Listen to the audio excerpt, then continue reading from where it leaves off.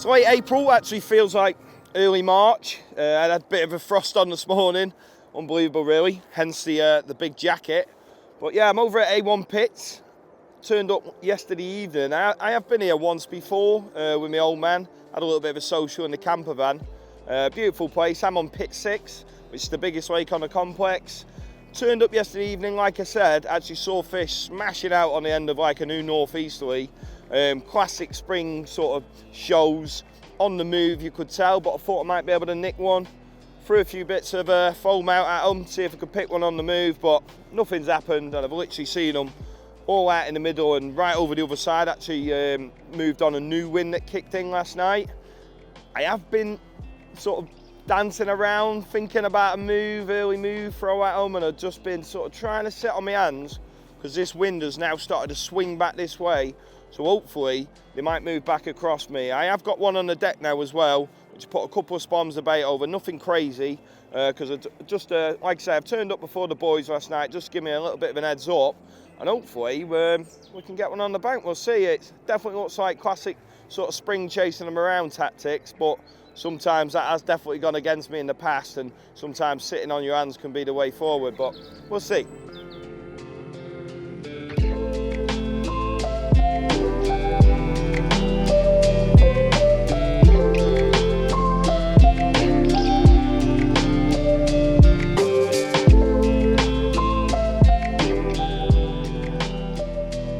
Right then, sat on my hands long enough, about 5 minutes. No, they're still showing over that side, so sat here for about an hour. I've got to go and have a go for them, or at least line them up, see where they are, see if they're moving or what have you. Like I said yesterday, they were in this corner and they've backed up over there, so whether it was backing up off the wind or backing up away from the angling pressure, we'll see. So go around there, line them up, get some rods out. If they move off again, then I know it's me. I'm going to have a little bit of a rethink. But hopefully, they've just moved on the back of the wind and they're waiting for me. What's great about all the lakes is it's just like raw, the makeup of the ground and all that. It's a proper bit of me. You can jump from one lake to another with ease as well. You know, you can drive all the way around all the lakes on the complex. Like, it's a proper bit of me. Right, we're around the other side now. As you can probably tell, day one, ripping behind me. And as predicted, I haven't seen anything. No, I have just literally seen my first one. That's why I'm giving you a little update. Been stood here for an hour, nothing's been happening. I'm thinking, are they moving on? Are they still here? Have they just gone quiet because the day's going on? But I've literally just seen my first one, probably between 80 and 100 yards. It's a bit deceiving because we're quite high up here, so everything always looks a lot shorter, so it is probably 100 yards at least. But it's given me a line. It's given me a direction to go at and a distance, should I say. And yeah, it's the sort of distance that all the swallows have just been dipping down. Definitely screaming zigs for me, hatches going off. That's the way I'm going to start. Don't want to put too much disturbance in the swim.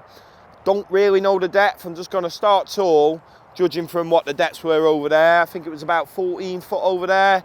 So I might put maybe a 10, 11, 12 on, something like that. Start like that. Just feel for deep drops. Hopefully they'll be fishing and I ain't got to recast them. And just sit on them for a couple of hours and see what happens with the fish.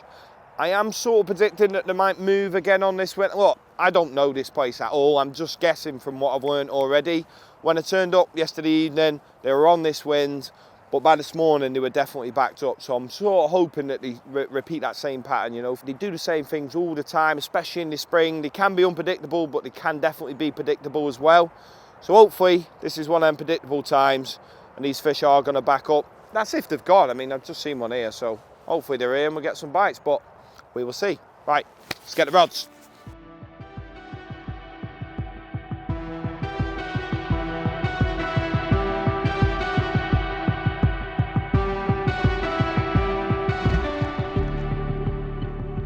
When I'm measuring the depth of the water, I actually measure downwards. What I mean by that is I'll pop the marker up to the surface straight away, take the bail arm off, let it pop all the way up, let the float lie flat on the surface, so technically the swivel is then on the surface. Pull it so the line goes tight, put my tip on a certain mark on the ground, so I can literally, as I'm pulling, when my tip's on the ground, as I pull, I can see the marker just start to cock like that, so I know I've got a nice taut line to it.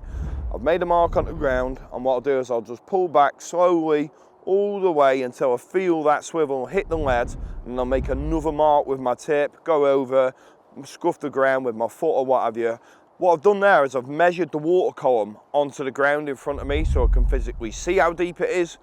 But more importantly, for things like zigs, if you're seeing the backs of fish or you've seen them physically from a tree or what have you, you can see that they're just under the surface or they're 2 feet down, you can measure them zigs perfectly into that top layer of water, or vice versa, down on the bottom, a foot off the surface or what have you. It's a really good way of being able to put your mind in the water.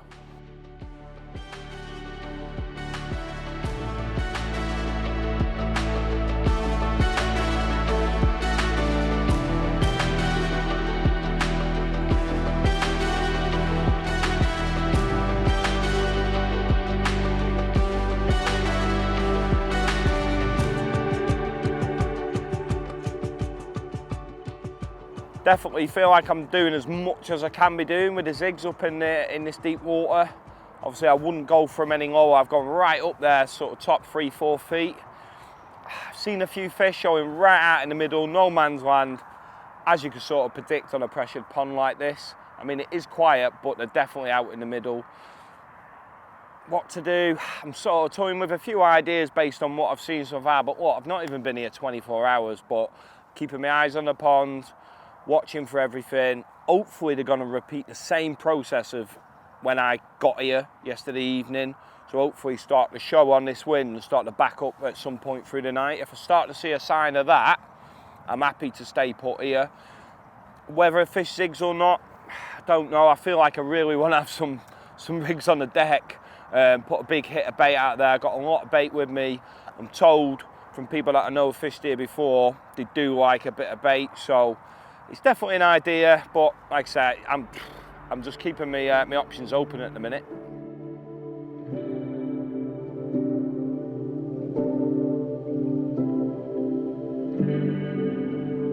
Right, basically what's happened is I was a little bit lost, questioning what I was going to do. Felt like there was a couple of options based on what I've seen, but as luck would have it, it's under new ownership. The 2 bailiffs have just been round, or the 2 new owners just been round. Honestly, helpful as anything. You can never deny a little bit of local knowledge, and it's definitely something to go on. What he sort of just told us, what's been going on, what, you know, where the fish generally been coming from, you know, and what sort of swims will cover that water. It's all sort of piecing into some bits and bobs that we've been seeing. There's a bar out there at like 120 yards off the back of the wind. That wind's going to swing, push down into that area tomorrow. And like I say, that local knowledge is something that I just can't look past. It sounds like absolutely lovely times fishing, especially for this evening. Got a barbie to go on, chill with the lads, have a nice bit of food. Put a bit, I mean, a 13-foot bar in 20 foot of water sounds like a bit of spring fishing to me. So I'm going to wrap this up, get round there. And who knows, like, it could be totally wrong, you know, for what the conditions are and all that, but I think it's something to go on to give you a little bit of confidence. You know, I'm not ashamed to admit that I will take advice from people like that on somewhere new. It's definitely worth looking into them people that know the lake, you know, as a starting point at least. So yeah, we're going to wrap up, get round there. Lovely times.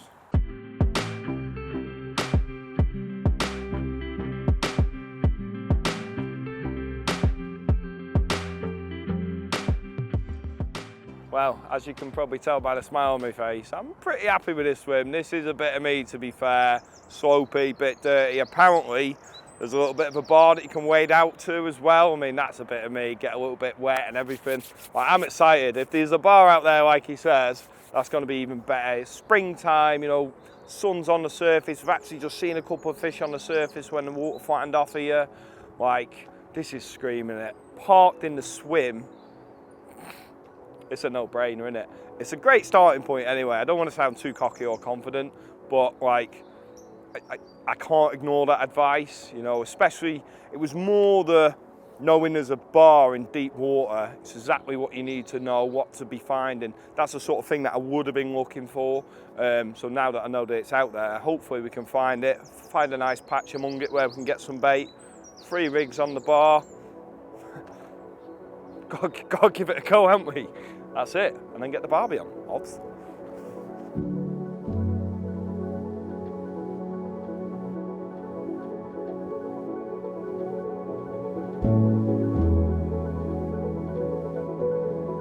Pit 6 is about 50 acres in size. There's bars, humps, deep areas. It is full of all sorts, weedy areas, clean silty areas. It's full of gravel. There's lots going on. The makeup of the bottom is crazy, but I really love it. You know, it makes you just do that extra little bit more work with the lead in location and all that.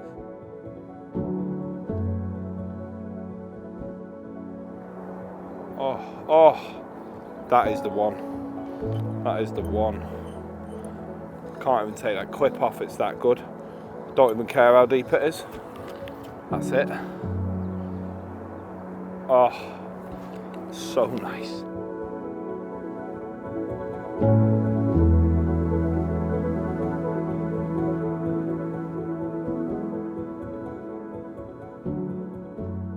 Thought process is, after feeling that bar, wicked spot by the way, really excited, but yeah, it's pretty jagged on top. You can tell obviously it's definitely a common feeding zone, so I'm just making up some lead-free leaders with this subfleck, and I know this stuff's bomb-proof. After using it in the Cotswolds, them crayfish are savage, and yeah, they couldn't get through this stuff, so obviously massive confidence in it. So just tying up 3 lead-frees now.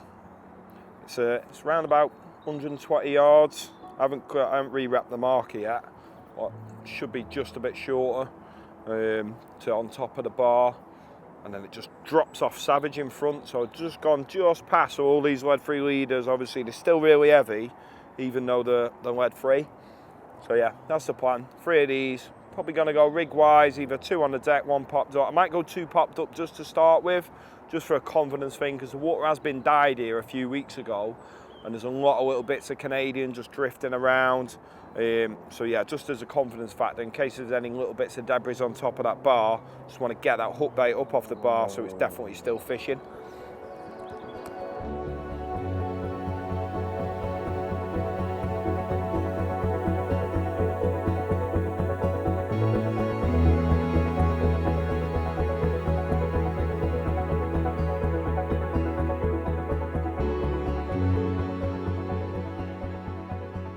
Right, we're on the mono. It's not like me, but there's no braid rule on here, so on the 12-pound OGX, because it is quite fast, just short of 120, yeah, just short of 30 reps, 29.7.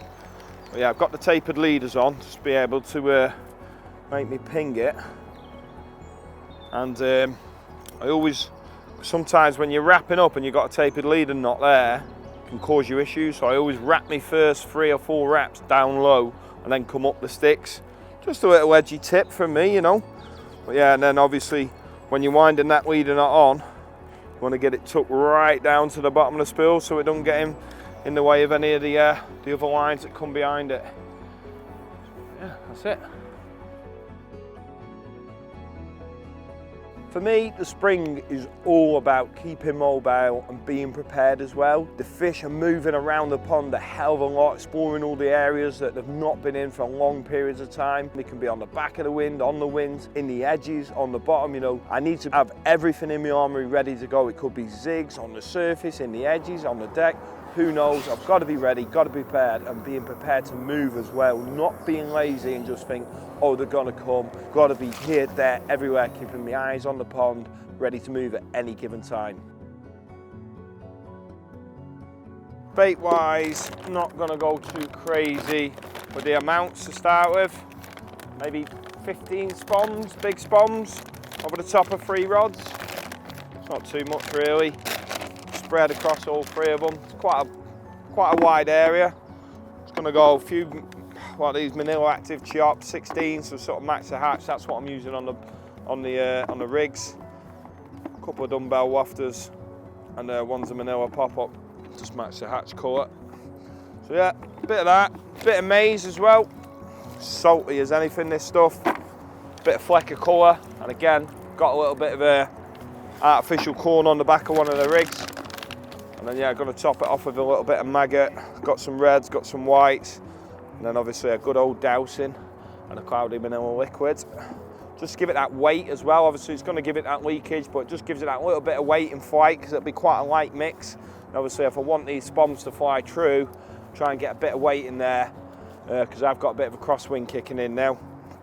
So yeah, that's about it. A few old ones, a few chops, not too heavy on the boilie. Obviously if they start troughing, I start picking a few up, I can mess around with the mix, but don't want it being too much and too heavy.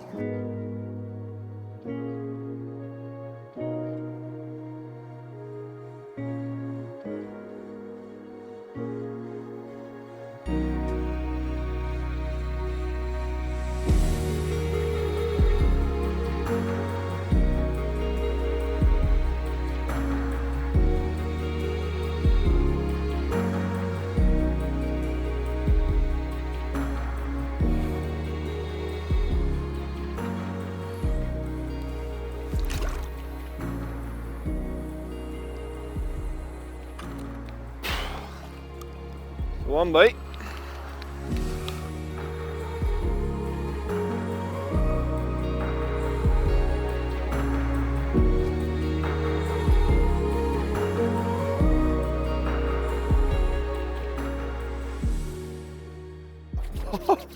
Try and get some life back in the old fingers. Might look warm, but I'm telling you now, that water is still cold. But yeah, I'm definitely happy with the way they've gone. They're out like pins exactly. Literally, I want them centre of that oak tree over there, down the right, down the left, absolutely perfect. Spomming went pretty well, especially when it flattened off and I got that midday X one on. That one flew through. And yeah, more than happy. Just gonna get my life back together, catch up on life, i.e. on my phone. And then, yeah, sort my life out there and then get the barbie on. Looking forward to a little bit of minted lamb.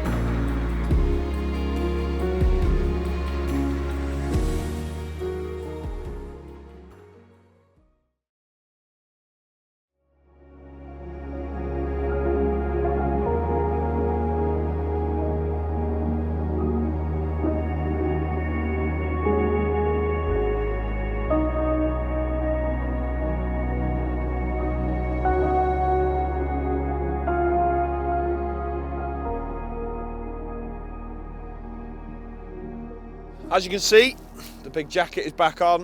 It is freezing again. Hands are in the pockets because my hands are absolutely frozen.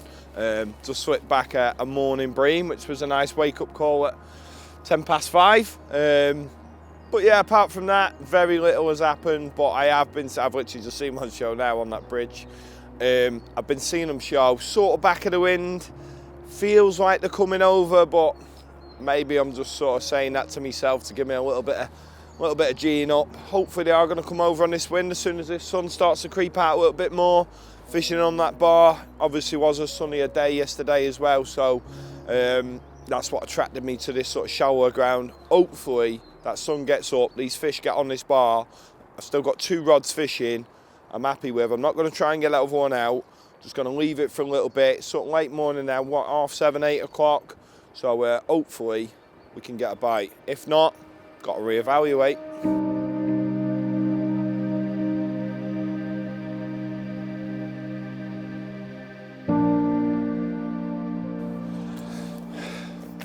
Right, these carp have got to be somewhere. A day like today, spring, not having it. Come on. I've sat my hands for long enough, started to get itchy feet, me being me, especially in the spring, you know, it's not just me being me, this is the time to be looking for fish. I've sat there long enough, I've not seen anything in that zone, nothing to really say you need to stay here. Any shows that we've seen have all been that way, so I'm just going back to the drawing board. I've packed all the kit away on nothing really, on seeing nothing, so it is on something, it's on seeing nothing. I want to start from scratch, start again, and just go and look. When you've got rods in the water, it really restricts you from being able to do anything. You're just sat in that one place.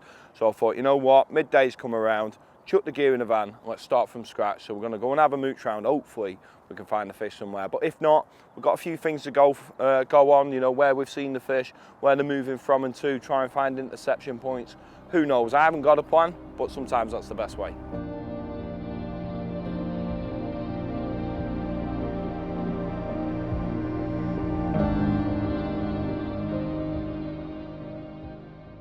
Right, I did say there might be fish somewhere else, and there is. We're literally the opposite end of the pond. We were right over there.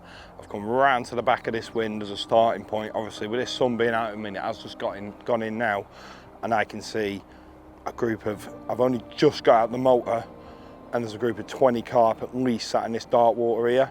They're zooming about a bit, but they have just crept out of this corner as well. I've got to go and have a look, see what's in this corner. There might be a chance in the edge.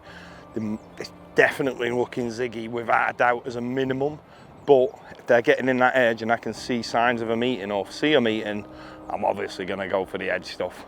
A lot more exciting for me. Zigs is fishing, but look at that. Look, there's a bloody one on the surface right now. Look at that. Sick.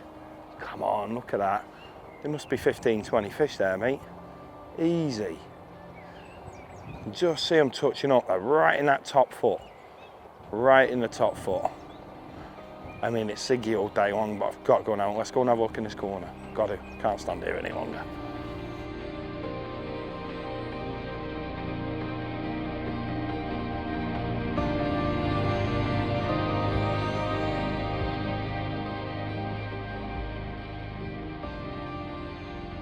There is a shed load of carp in this corner. Off the back of the wind, no pressure, makes total sense really, doesn't it? Looks prime for a zig, but problem is with zigs, you've got to put wedges in the water. Ideally, they're right in that top foot. There's nothing, the rule at the same height, right in the top foot. I don't know the depths, new water. I don't want to risk having to put wedges in and marker up, especially first port of call. So, first port of call, I'm going old school, straight through, size 4 curve point, straight on, piece of bread. Like literally, some of them are coming 2-3 rod lengths out. It's worth a go first port of call. It's not going to do me any damage, one piece of bread landing on the surface. Let's see if they have a go. There's the odd little dorsal flicking out. Who knows? I don't know if it's a surface water or not. Probably some, you know, sometimes places like this, you know, methods get overlooked. So yeah, just going back old school. 6-turn grinner, straight to a size 4. Piece of bread. We've actually got one piece of bread left from breakfast, so maybe it's a lucky omen. We'll see.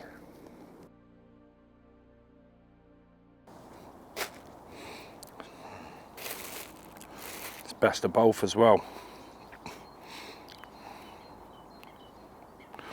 Wonder how the dietary requirements are.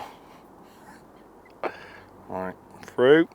Oh, this is bringing back memories, this. Poke it out, spin it round, a little bit of grass, a bit thicker than that, give it a little bit of legs. Hopefully, mono straight through, with a little bit of a dunk on this cross, doubled over, should give us enough weight. Just pull it through just enough to feel the point. There it is. Right, round 1. Let's go. Piece of bread, land in there. Can't beat it.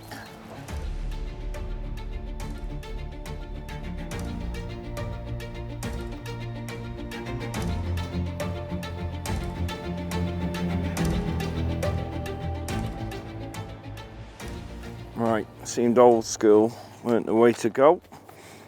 So we're going to go slightly modernised to a controller setup, because I had a couple like aborted, not aborted takes, but they're having a go, but it's just that time in the year where it's a little bit too early to be nailing big lumps of bread off the top, no doubt. So they look like they would have had something a lot smaller, so literally got these little hookable floaters. I'll try it with these, with a controller, to be able to get that little bit more distance to where these fish seem to be hanging out. So yeah, that's the plan. Just a single to start with. Don't want to arouse any suspicion of any birds.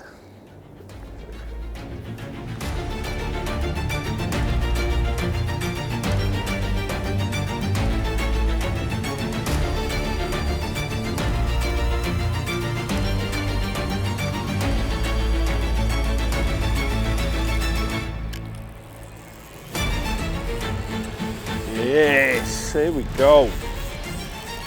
About time.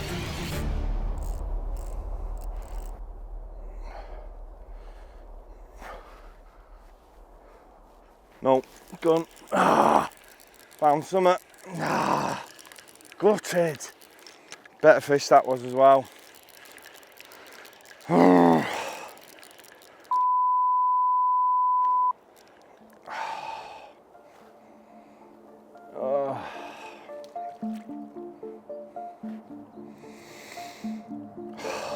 That was hard. That was hard, man.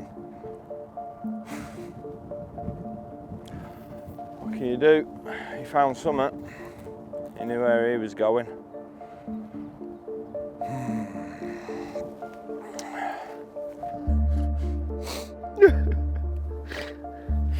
Here's what it is. That's fishing, especially this photo game.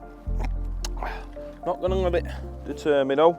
It's not like there's much else going on, is there? We've been sat there now for over 24 hours looking at sort of fish out in the pond that we can't reach. So to find some that are catchable, hopefully, well, they're hookable. Don't know about catchable yet, but yeah, felt like he found a little bit of weed, kept the pressure on.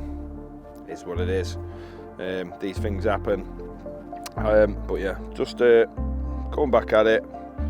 Actually seen a couple rolling around out there. I feel like there's definitely some smaller ones in this corner, but I'm just gonna put a bit more water in the float and just sort of ping it out there to where I sort of hook that one. Seems like there's better fish, no doubt, hung out there. So that's the plan.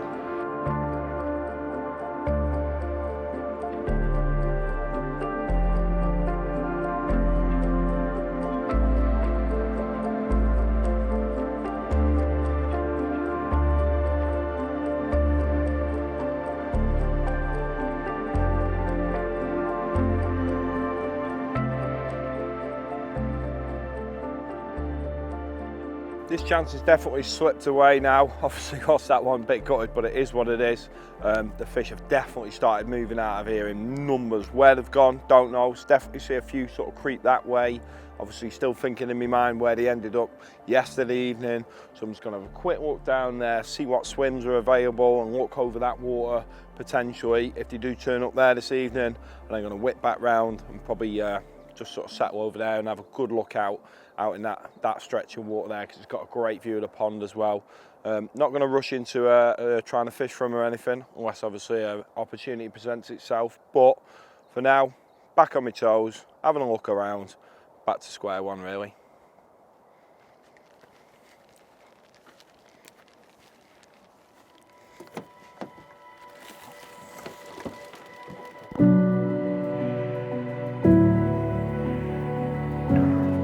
Onto this high bank on the back of the wind,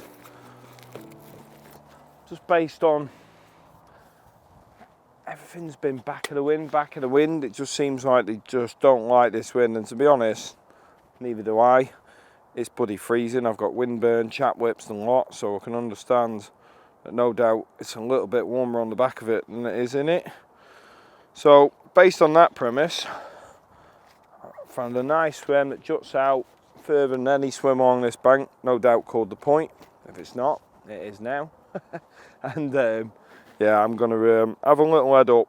There was definitely fish over this side in the flat water this morning. You know, we see them jumping out over here. Not loads, but there was definitely some. It's enough, you know. Maybe we're not after packs and herds of fish. Yeah, there's herds of fish out in the middle, out in the safety this morning. That's where they're going to be.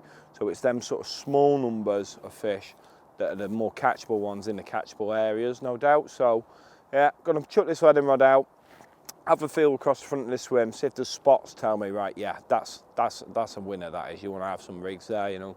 Let's go for that approach. Let's see if the ground can tell me where I need to have my rigs.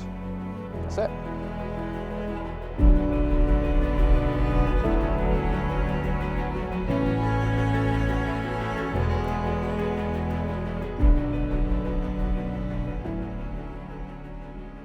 This is one of them spots that sort of says, that's where you want to be. Not only is it a long way out, no doubt, where they feel a bit safer, but it's going down with a hell of a crack. And I've probably put 12, maybe even 15 leads everywhere else, and they're all quite knit.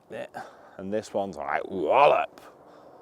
That's telling me there's been some feed in there. So hopefully it's the one.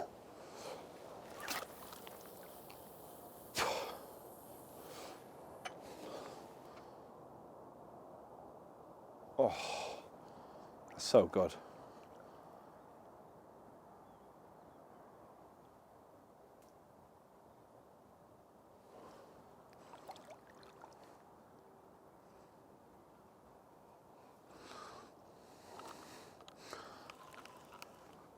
Might just try it a little bit shorter as well. Put a second clip on there. Like getting loads of gravel there. If I can make it easier and it's still a nice thump, then why not? Got 3 clips on there now. See which one we think's is best.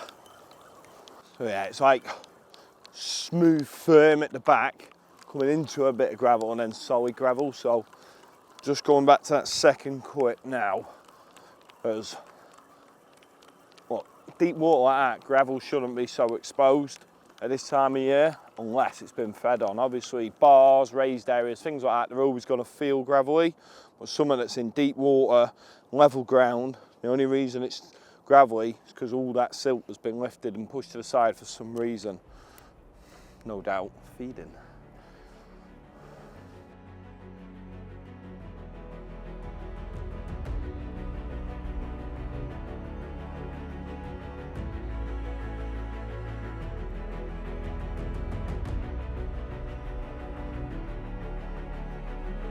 Oh, that's like solid.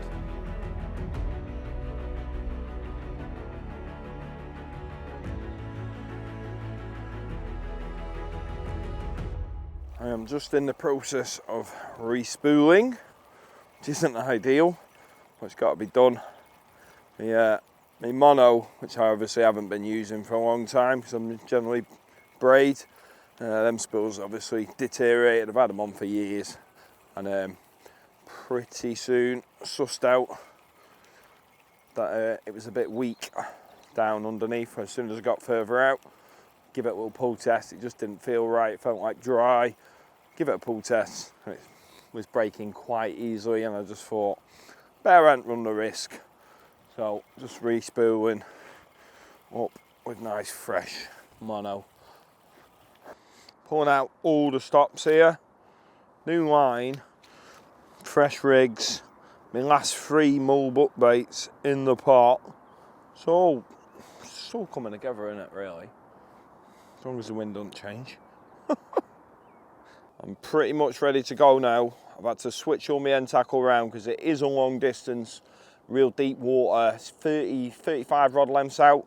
So I've had to switch to the Old Faithful, something that I know isn't going to tangle at that range. Although I'm obviously going to keep my eye on the rig in the air, sometimes you might just lose it. I've got a bit of a crosswind. There's a lot that comes into play. So I've gone something that's real anti-tangle proof in my fishing. I've got the long anti-tangle sleeve with a cam stiff material, just ensuring that it's going to kick away. A little bit of putty around that anti-tangle sleeve, a little bit in the middle, and then I've got to test the pop-ups in the edge just to make sure that they sit down off that swivel. If not, I will be putting a bit more putty on there. And obviously what that's going to do is all work together, kick away and just sit down. Obviously anti-tangle proof as well, because it won't be able to come right back here because of this big anti-tangle sleeve. Just switching to something that I know is going to get out there at that range, it's going to be fishing, sit down over the top of any debris. Got absolute faith in this setup. I'm just adding this little bit of putty, she needs it, but I'm not adding too much. People just think, I've seen it before, doing intuitions and that, they just weld a big old chunk of putty on there and it just goes boom, sinks straight to the bottom. Obviously, yeah, it's still going to pop up its little inch or what have you, but it needs to be able to lift up as well, and also work together with all these components so it kicks away. If it's too heavy here, at this point when it wants to bend down, it will fall here, so you want it to come down footer, and this spring action in this cam stiff material to throw it away. So I've added quite a good chunk. If it drops down next to the lead with a nice true test in the edge, then I'll start removing little bits off bit by bit until it's just sitting down, footering down perfectly, because you've got to remember that upbait's only going to get heavier over the due course of the night while it takes on water. Right, let's try it. Nice vertical test, boom. So it's like suspends for a second and then kicks out. Do one more. Boom, fires away. Lovely times. Spot on.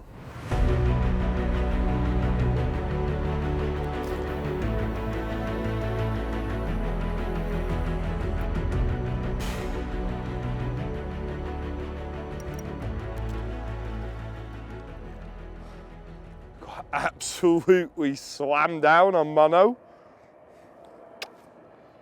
Wow. Range fishing is definitely something worth having in your locker. It's something that I've added to my armoury in more recent years, definitely. You know, seeing fish right out at range, generally ranges that not a lot of people can reach, and you being able to reach them is a massive edge. You know, every yard that as soon as you start going over that sort of 100-yard marker, every yard plays a big part in whether you're going to catch or not. So being tooled up for the job is obviously massive. You know, that's probably the biggest thing that I had. I think I already had the technique. Technique is obviously a massive part, but being tooled up for the job, you know, big beefy rods, big pit reels, good casting lines. You know, generally I'm a braid user, but when it doesn't permit, I use the 12-pound OGX. Absolutely pings out there, especially on big pits, you know, where they're pressured at a certain range generally. You know, when they push out into the middle, into them safe areas, they know where they're safe. And you always see, you know, you got that guy who can put it that few extra yards and he ends up clumping them, you know. So definitely range fishing for me, when it's necessary, is a massive, massive edge.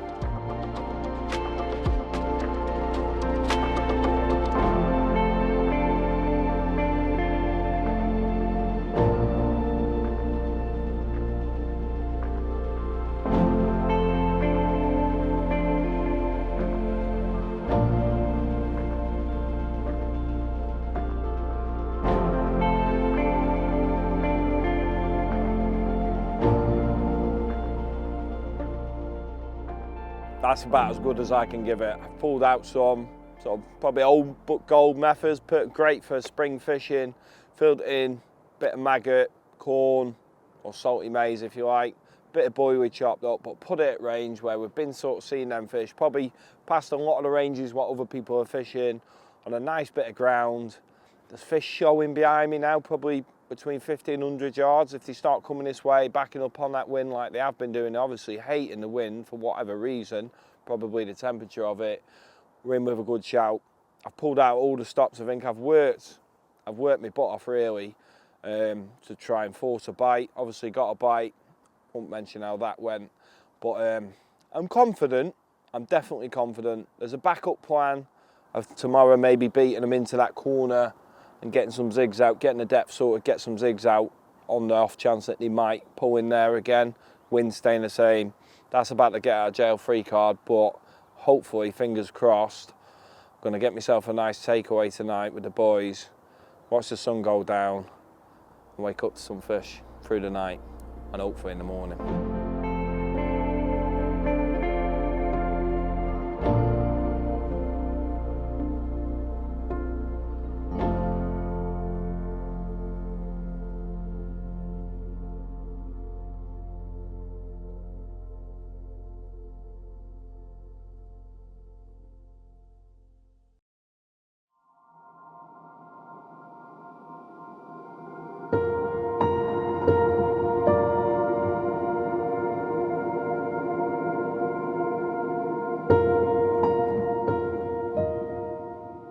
Tonight's goal has been quiet, like as expected. but since I've woke up, there is fish everywhere. And I mean everywhere. The wind dropping off has not helped me at all. I mean, this might sound like making excuses, but it honestly isn't. These fish were clearly not liking that wind. Now it's dropped off. They are just everywhere. They're literally seeing loads over that way, some behind me, some that way. They're everywhere. So sort of praying for a little bit of wind, but I have seen a few probably just at the back of me, maybe on me. It's hard because we're up on the high bank here. They look like they're on me, but you know, things look a lot sort of shorter from up here. There's one absolutely just boomed out right in the middle. You never know. It's getting on, just gone 6 o'clock. Still chance of a bite, maybe. I might give it till sort of maybe that 8, 9 o'clock time. If I'm not really seeing much then, probably going to look at getting a couple of zigs out in that bay. But it's real. These are like, I'd say that's on me, but 20, 30 yards behind me. There could be chance of a bite, but one thing I need to say is everything I'm seeing is up in the water. It's all freshy, happy, ziggy. There's hatches everywhere. It's all screaming zigs to me. I mean, look, you never know. There might be a fish down there feeding. That's all I need. One carp feeding, a few brights on the spot. You never know. One might just rattle off.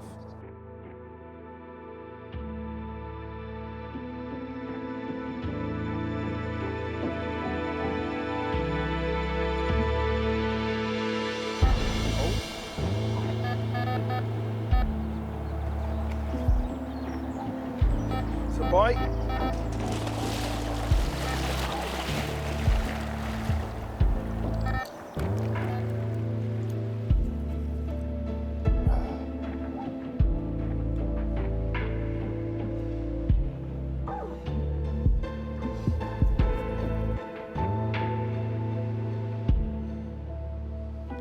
Was very breamy. We shall see. Oh no, that's a carp.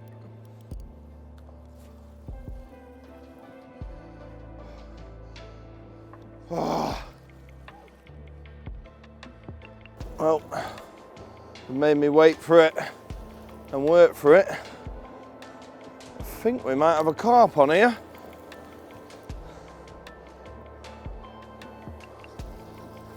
Hard to tell in a minute. It's giving me a little bit back, so I think it's a carp.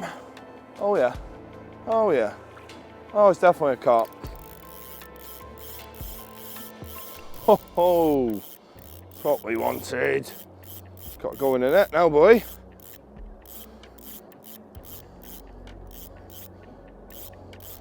Oh, he's woke up now. Definitely not the biggest fish in the world, but I'll tell you now, I will take absolutely anything right now. She's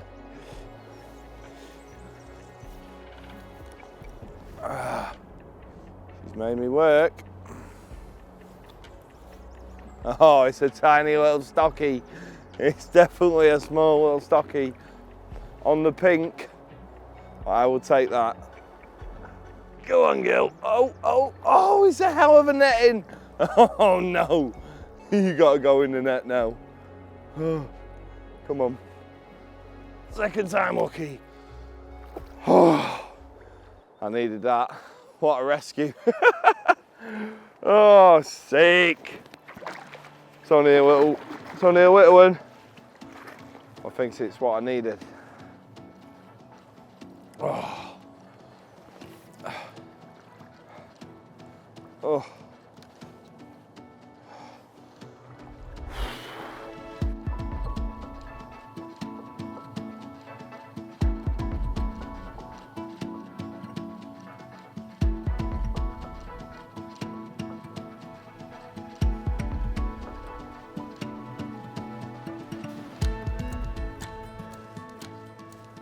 Well, might not be the biggest carp in the world, but he is certainly welcome. Little tatty tail, obviously been through the wars this spring already.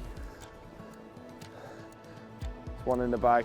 I'm more than happy with him. Little blank saver. Hopefully the action isn't over yet, and we can go and nick one over there in that bay where we saw him yesterday. This wind's just starting to kick in now, so hopefully that means they're going to start backing up again. And I'm going to have a few little zigs just sat there waiting for them. Happy days.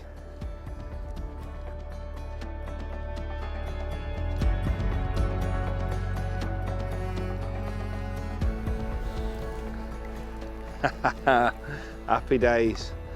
Nice one, matey.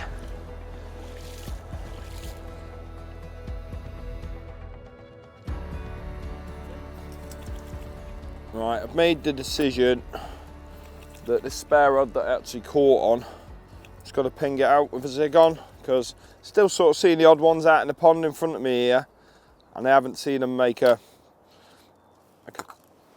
conscious effort really to move into that corner like yesterday. The wind is pushing the way it was, but this sun just doesn't seem to be coming through, especially not yet anyway. So I've got a spare rod, there's plenty of room in front of me, plenty of water, so I may as well just put a zig out on it, because everything, like I said earlier, everything has looked like it's, you know, ziggy. So yeah, that's the plan. I'm just going to put a 12 footer. I feel like it's about, I haven't put a marker out, but I think it's about probably 16 foot. So it's quite cold, the sun's not really out, so probably going to put a 12 footer, tip to butt. Nice and easy then. And yeah, just sing it out there. I've only got literally max couple of hours left, so trying to pull out all the stops, see if we can get another one before we go. Got to be done.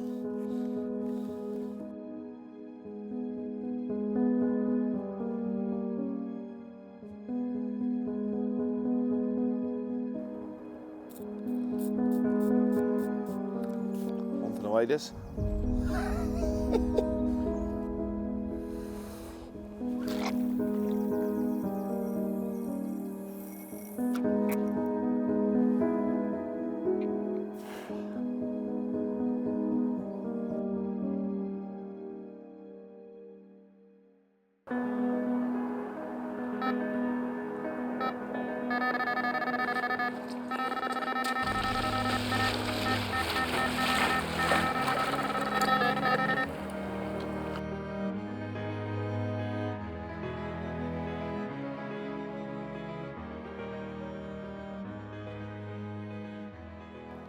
Gonna have to go for the old lead takeoff, I reckon.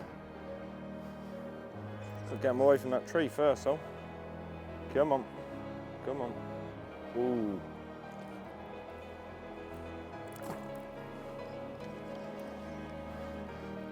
Alright, got a lead in the net. We'll just need a fish. Get him away from that tree.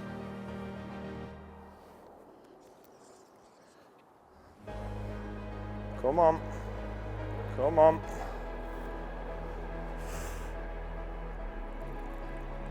Ah, yes. Ho, ho, ho.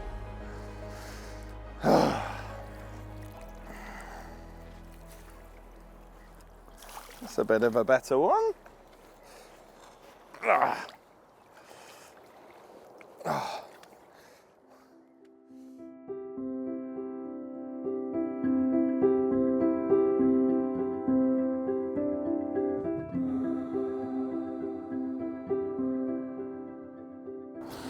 She is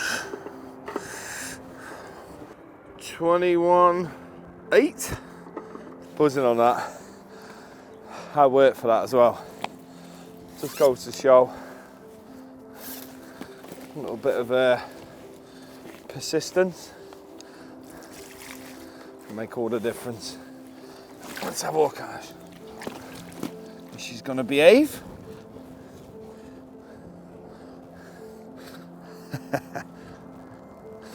How about that? Like I say, just goes to show a little bit of persistence, reading the water, observation. You know, they've been showing classic signs of zigs. You know, the hatch have been going off, fish have been firing out here, there, and everywhere. And it definitely shows that it was a winning tactic in the end. And that rod that was leaning up against the bivvy doing nothing proved to be the right thing to do by putting a zig on it. I'm buzzing.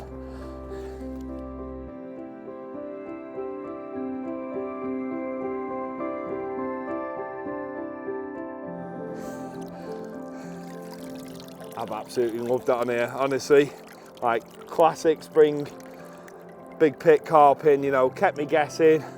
You know, they were on the surface one day, bouncing out in the pond another, moving all over the place. Loads of different tactics, different areas, moving about. That's a proper bit of me. Somewhere, I reckon. I would definitely be coming back to. Get in.